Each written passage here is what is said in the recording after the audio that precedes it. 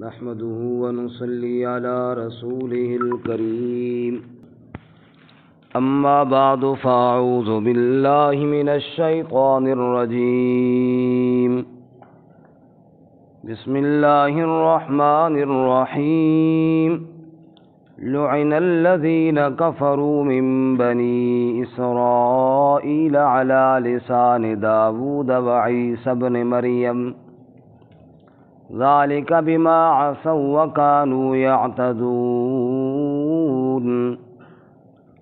كانوا لا يتناهون عن منكر فعلوه لبئس ما كانوا يفعلون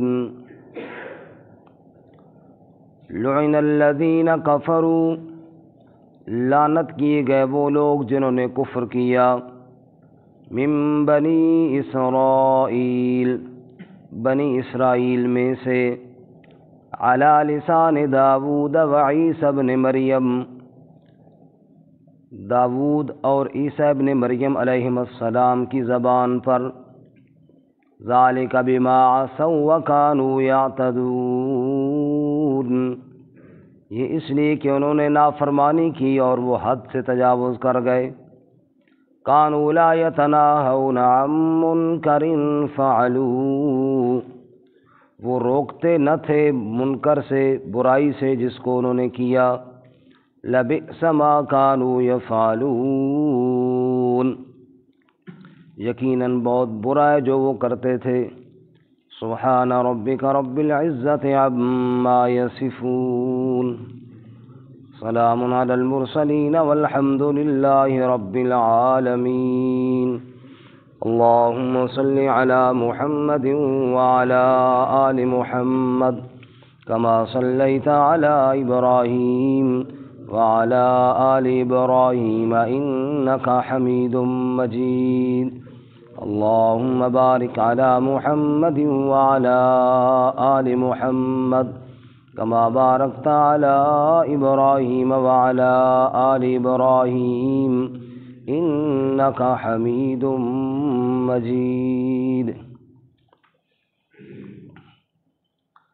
معزز سامعین، سورۃ المائدہ کا 11واں رکوع آیت نمبر 78 اور 79 آپ کے سامنے تلاوت کی ہیں۔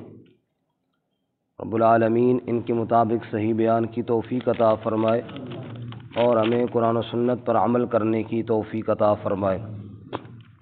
اس سے قبل گزشتہ سبق میں آپ نے سنا اہل کتاب کو دین میں غلو کرنے سے روکا گیا، حد سے تجاوز نہ کرو، حد سے نہ بڑھو اور ان کی اتباع نہ کرو جو خود بھی گمراہ ہیں اور دوسروں کو بھی گمراہ کر رہے ہیں۔ آج کے سبق میں بتایا گیا کہ بنی اسرائیل کی یہ جرائم جن کی کچھ فہرست یہاں پر بیان ہوئی، ہم نے پہلے پڑھا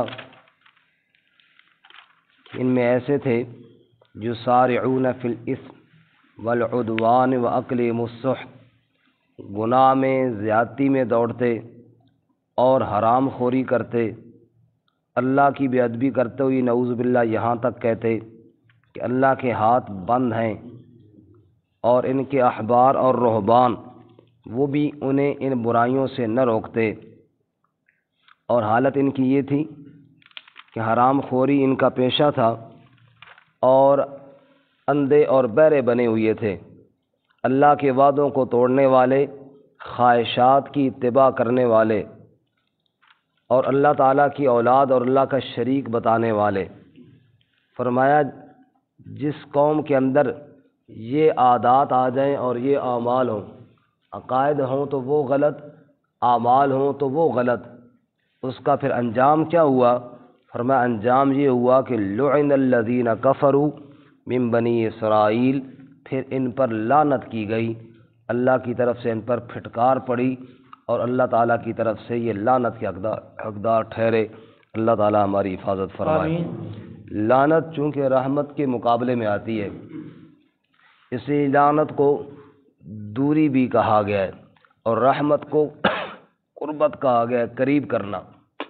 رحمت اللہ قریب، اللہ کی رحمت قریب ہے، کرنے والی ہے، اور لعنت دور کرنے والی ہے۔ جیسے سورہ ہود میں فرمایا الا بعدا لمدین کما بعدت ثمود، فرمایا مدین والے بھی دور کر دیے گئے جیسے سمودی دور کیے گئے۔ مطلب یہ ہے کہ اللہ کی رحمت سے دور کر دیے گئے۔ تو لعنت کیا ہے؟ اللہ کی رحمت سے دوری، اور رحمت ہے اللہ کی رحمت کے قریب، قربت۔ فرمایا کہ لعن الذین کفروا من بنی اسرائیل، یہ مسلسل کفر کرنا، انبیاء کو قتل کرنا، حرام کھانا اور خواہشات کی اتباع کرنا، شرکیہ عقائد رکھنا، ان تمام باتوں کی وجہ سے اللہ نے ان کو اپنی رحمت سے دور کر دیا، اور یہ بدبخت اتنے ناکام ہوئے کہ رحمت الہی سے دور جا پڑے۔ اللہ ہماری حفاظت فرمائے۔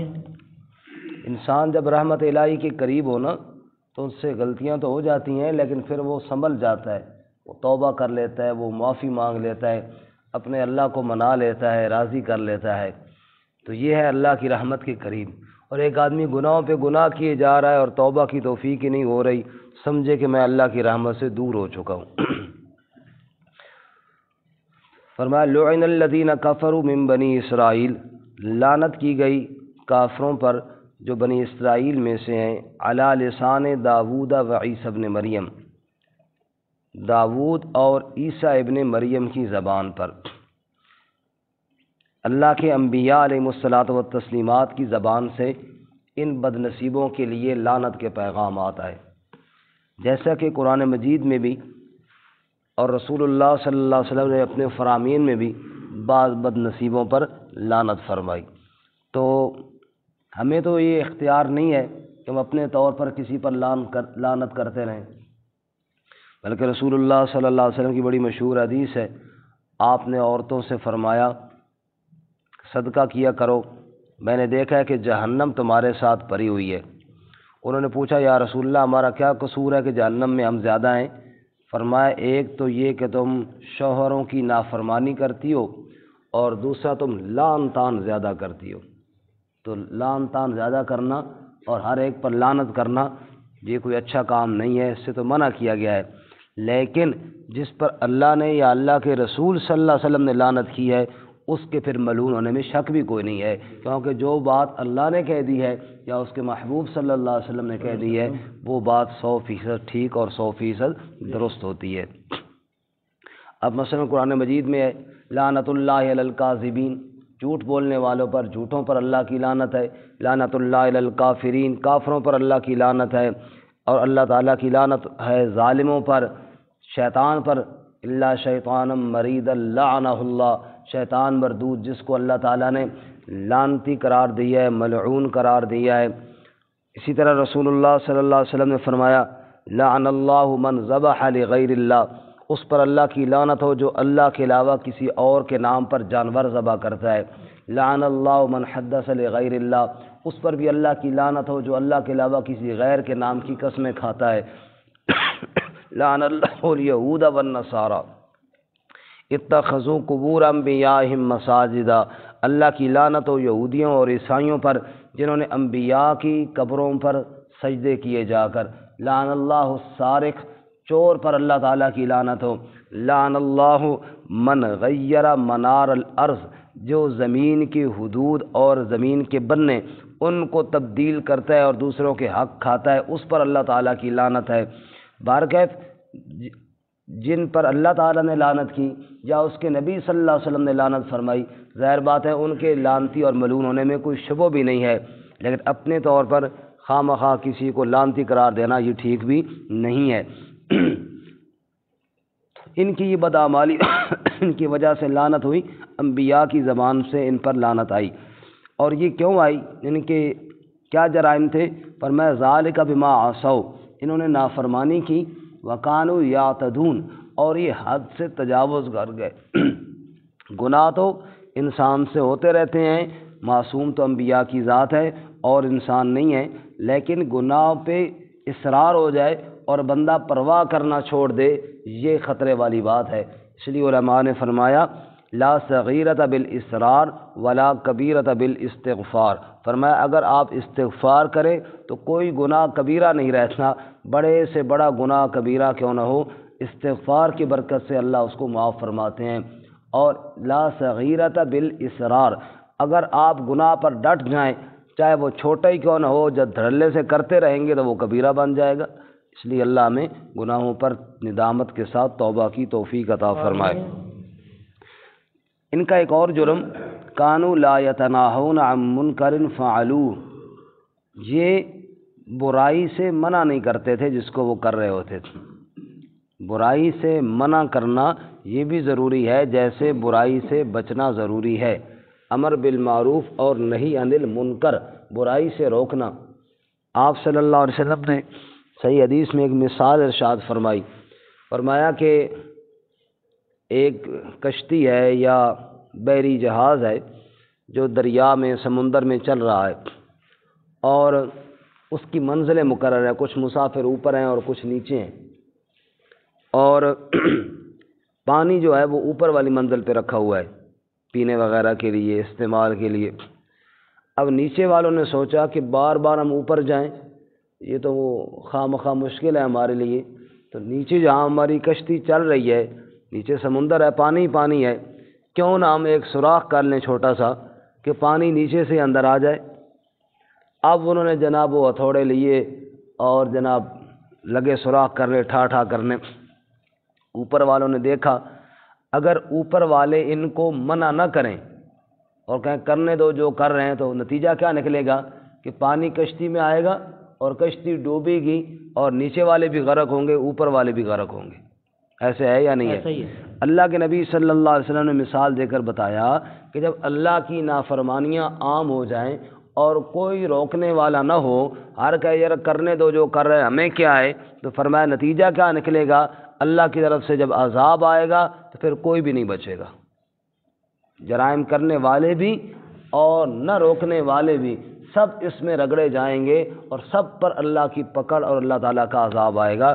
اس لیے برائی سے منع کرنا یہ بھی ضروری ہے۔ اور بڑی مشہور حدیث ہے، آپ صلی اللہ علیہ وسلم کا ارشاد ہے، من رعا منکم منکرا فلیغیرہ بیدی، جو آدمی منکر کو دیکھے، برائی کو دیکھے، اسے چاہیے اپنے ہاتھ سے روکے، اپنے ہاتھ سے منع کرے۔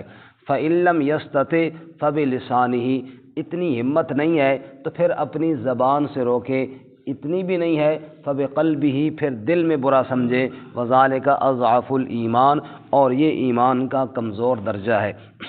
تو کوشش تو یہ ہونی چاہیے کہ برائی کو ہاتھ سے روکے، یعنی اس کو ہونے ہی نہ دے۔ جب برائی کی جڑ کاٹ دی جائے اور برائی کا خاتمہ کر دیا جائے تو معاشرہ پاک ہو جائے گا۔ لیکن بعض دفعہ ایسے ہوتا ہے کہ ایک انسان برائی کرتا ہے اور اس کو اگر آپ روکتے ہیں تو وہ اور بگڑ جاتا ہے، اور اس کی بگاڑ کو روکنے کی میرے بس میں طاقت ہی نہیں ہے، تو پھر بہتر یہی ہے کہ بس ہاتھ کے بجائے دوسرے درجے پہ آ جاؤ، زبان سے روکو۔ قرآن پاک میں بھی ہے نا دوسرے پارے میں کہ بعض لوگ ایسے ہیں اگر انہیں منع کیا جائے برائی سے، اخذت العزت بالاسم، ان کی عزت آڑے آ جاتی ہے، مطلب وہ سمجھتے ہیں تو کون ہے جی مجھے روکنے والا، اور پھر اس سے بڑھ کر ایک اور کام کرتا ہے، اس اپنی غیرت کو اور خواہ مخواہ کے اندر والے شیطان کو دکھانے کے لیے کہ تو مجھے اس سے روک رہا تھا، اب میں تو اس کے بڑھ کے کر رہا ہوں، روک کے دکھا۔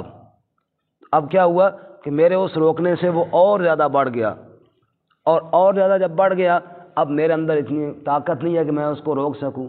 تو فرمایا ایسے بدبخت کو جو اتنا بدبخت ہو کہ روکنے پر اور مچل جائے، روکنے پر اور بھڑک جائے، اس لیے اس کو اس حد تک کی دعوت دینی چاہیے جس حد تک امید ہو کہ اس کے اندر کوئی شاید سمجھ آ جائے یا کوئی بات سمجھ جائے۔ جہاں اس کے بگڑنے کا خطرہ ہو وہاں دل میں برا سمجھو اور دعا کرو یا اللہ اس بدبخت کو ہدایت عطا فرما، اب ہماری بات سے تو یہ اور زیادہ بگڑ رہا ہے۔ بہرکیف حد الوسع برائی کو روکنے کی کوشش ضرور کرنی چاہیے، اور اگر برائی کو روکنے کی سرے سے کوشش ہی نہ کی جائے، اس پر غور و خوض ہی نہ کیا جائے، بھئی یہ ہوتی ہے تو ہونے دیا جائے، تو یہ کیا ہے، اللہ کے عذاب اور اللہ کی لعنت کو بلانے کا ذریعہ بن جائے گا۔ اللہ ہمیں اس سے محفوظ فرمائے۔ آمین۔ کانوا لا یتناہون عن منکر فعلوہ، وہ منکر سے، برائیوں سے منع نہیں کرتے تھے، جو وہ کرتے تھے۔